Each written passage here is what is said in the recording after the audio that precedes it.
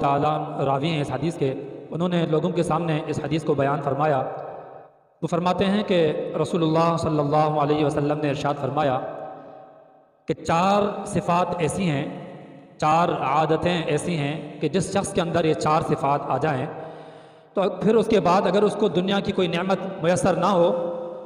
تو پھر اس کو کوئی غم نہیں کرنا چاہیے۔ اس کی وجہ یہ ہے کہ یہ 4 صفات اتنی بڑی دولت ہے کہ اس سے بڑھ کر دنیا کی اور کوئی دولت ہو ہی نہیں سکتی۔ وہ 4 صفات کیا ہیں